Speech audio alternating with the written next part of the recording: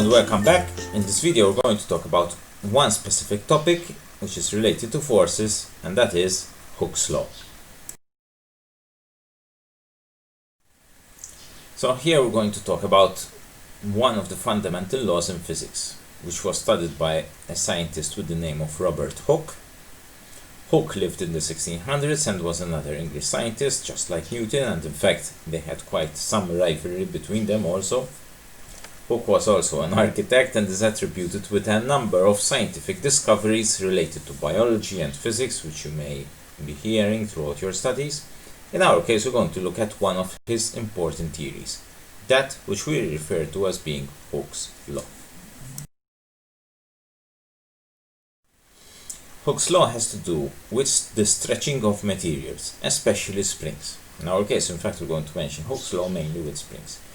There are many types of springs, and we meet springs in our daily lives. For example, the car has springs on its wheels for a smooth ride. Our biros, once you stay clicking, click, click, click, click, alright, they have springs to be able to do that clicking motion and moving the point in and out. So let us immediately have a look at an experiment.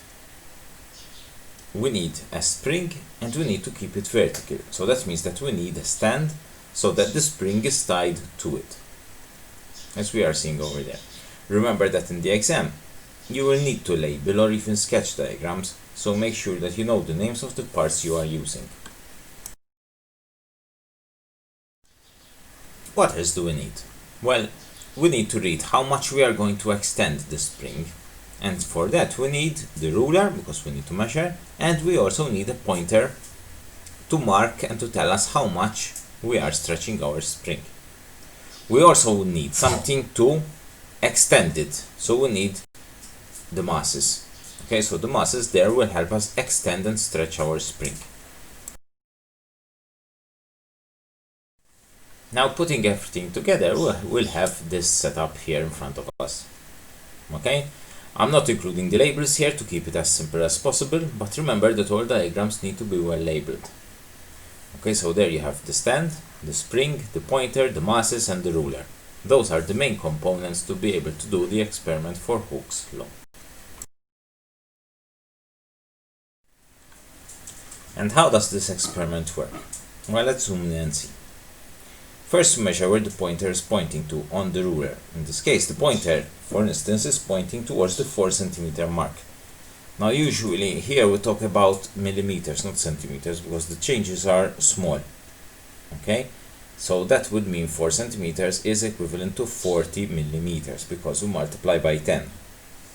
And this is the reading we take what we call with no load. Why no load? Because we have no masses hanging from the spring. This spring is hanging on its own.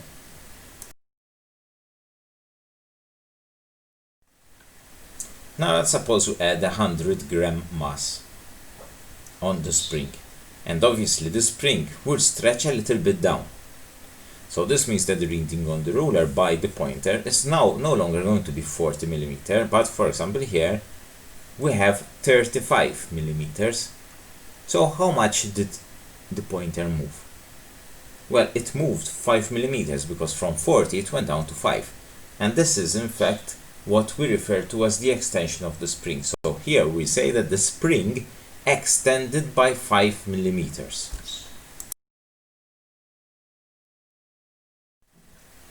And if we add another 100 grams for a total of 200 grams, what happens? Well, in fact, we know that the pointer will again move downwards.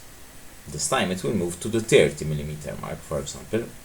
So comparing with what we started, that is when we had no load, when we have a mass of 200 grams, we observe an extension of 10 millimeters, because it started from 40 and went down to 30, so the difference was of 10 millimeters. And this is the experiment for Hooke's law, and this procedure is repeated for a number of different masses. We also do the same measurement when we remove the masses. Okay, every time we record how much mass we have and the extension which is being reflected through the pointer. A table of results is then prepared after we do the experiment, but remember what we mentioned also, we need force here, not mass, so the mass needs to be changed to a weight, because weight is a force, remember from our previous video. And remember also the formula mentioned in the previous video, W equals mg, weight equals mass times gravity. Okay? Before we can use the formula, however, mass must always be in kilos. You cannot use that formula with mass in grams. Okay, so ultimately, from the table, we need to know the force, the weight, and the extension produced. Those are the two most important elements that we need in this experiment for Hooke's law. Now, on this topic, you need to think a bit and always see what the question is asking you, because they vary, right? Even as a table, you may need to fill in different columns, so think first. Don't just start writing numbers straight away. Here, as a table, I've kept it simple, so that the slide is not cluttered, okay, and I've presented the bare minimum. But I will explain it now, so try and follow well what I am saying, because at times you need to fill in more columns, like I was saying. Alright, here first we have the mass. Now the mass is in grams from the experiment, because as an experiment we use mass in grams, but we need to change it to weight. So first we convert the mass to kilograms. Remember, we divide by 1000. So for example, 100 grams becomes 0.1 kilograms. Okay, if you get mixed up here, if you're getting lost, pause the video and work them out on a paper. Next, we change them to weight. We use W equals mg. If we take g to be 10, let's round things up. Okay, W equals 0.1 times 10, which gives us 1 Newton. Okay, and the extension is obtained as we mentioned in the previous slides. So we subtract the current reading from the original reading of the pointer. So this is something which you must always keep in mind, because this is a very common mistake by students. Remember that you always need to subtract from the original reading when there were no masses on the spring, not from the previous reading, okay, from the original one with no load. In the case of extension, it is common to leave it in millimeters because the changes are small, but always check and double check what the question is asking you. Okay, and this is how we fill in this table.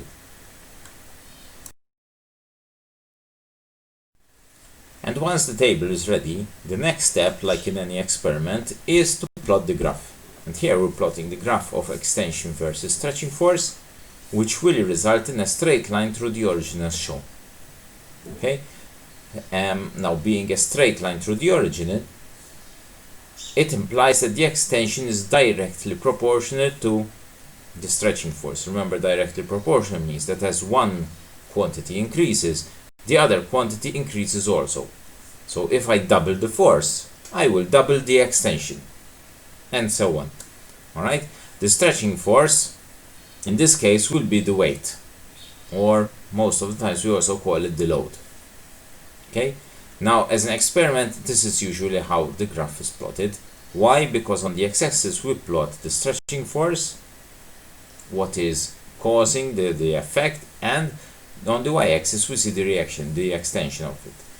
However, sometimes in the exam they ask us to plot the other way around. They ask us plot force versus extension. Okay, so be careful of the wording in the question of the exam, but we'll see more those through examples later on.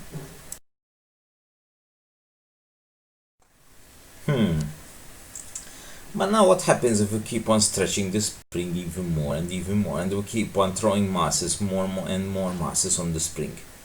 Will we still observe this straight line and this effect all the time?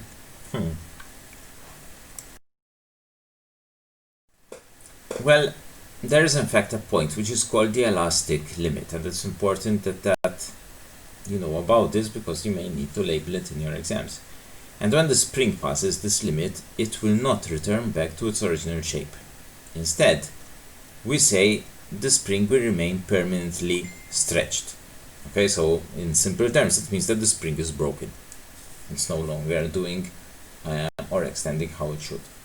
Alright, as a graph, what will happen is that the graph will not remain straight, but it bends. As you can see over there, it starts to bend once it passes this elastic limit. And if we remove all the masses now, we note that the graph doesn't return back to the 0. Okay? In fact, it remains shifted a little bit up. And that is referred to as this permanent extension. What you see there in orange, the permanent extension. The name in itself implies it, but permanent extension means that the spring did not return back to original length. And over here, it is important that you know how to interpret the graphs and relate them to what is happening to the spring. Okay? And this is the observation that we have in Hooke's law. Hooke's law states, what you have written over there, that the extension of a spring is directly proportional to the stretching force, provided that the elastic limit is not exceeded. You need to know this for your exams and also interpret the graphs. Hooke's law is all what you have written over there.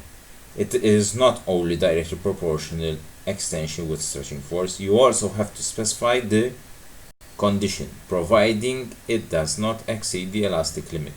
Alright, you will not have full marks if you do not include that condition. Okay? Interpretation of the graphs is very important, as I've said. Remember that if the graph is a straight line from the origin, it is obeying Hooke's law. If it is a curve, it is not obeying Hooke's law. It's as simple as that.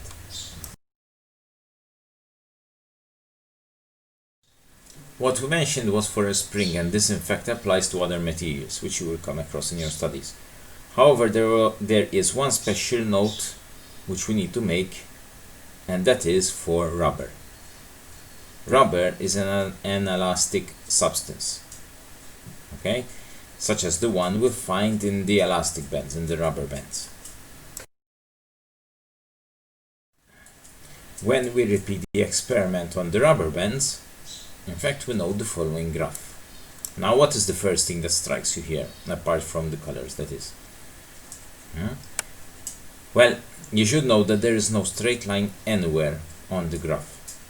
And in fact, rubber does not obey Hooke's law at any point. The blue part indicates when the rubber is being loaded, okay, and the red part is when it is being unloaded. And in fact, if you had to study the experiment in more detail, you would know that the extension is greater when unloading the masses, okay, with rubber than when you are loading it. And this effect has got a difficult name, okay, which is written over there. It is called hysteresis, and this has to do with energy. It causes energy to be turned into heat when the rubber is being stretched.